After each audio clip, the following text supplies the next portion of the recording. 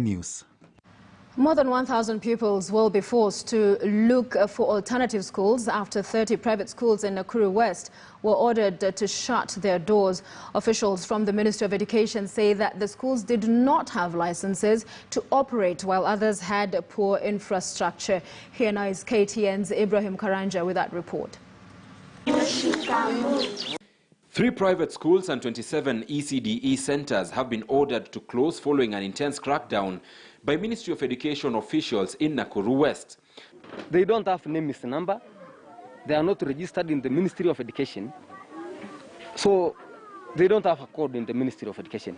Some of the shut schools had been ordered to cease operations back in 2019 after a tragedy at Nairobi's Precious Talent Academy that left several learners dead.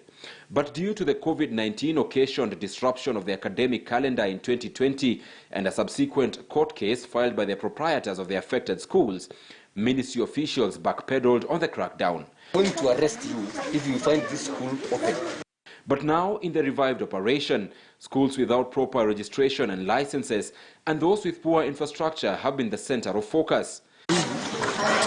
At Nakuru Uthabiti School, although grade 3 pupils are currently sitting for the nationwide assessment test under CBC, they, together with the rest of the students, will be forced to look for alternative institutions. Pupils were displaced.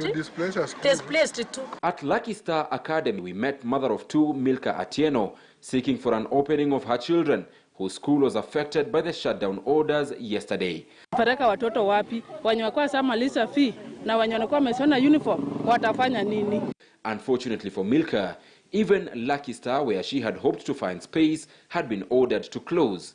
Her story is shared by several other parents as public schools decry the declining spaces for learners. Nilikuwa nimekimbia kwa hii shule, nimepata kama watu wa shule, walimu pia wenye wanafunga shule tayari wasafika hapa.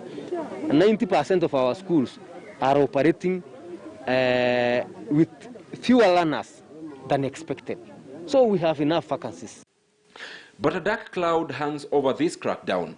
Benjamin Batia, the proprietor of Prince of Peace Academy, which has also been ordered to close, is blaming his failure to register his school on corrupt officials at the Ministry of Education.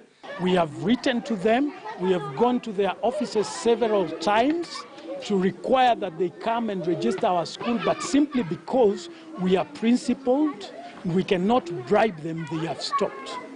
Under the competency-based curriculum, learners are continuously assessed, and those in unregistered schools risk missing out on key assessments, such as the one currently ongoing for grade 3 learners. At least 1,000 students have been affected by the closure, even as the government maintains it will take legal actions against the school's proprietors for operating the schools and taking parents' money without proper accreditation. Ibrahim Karanja, KTN News.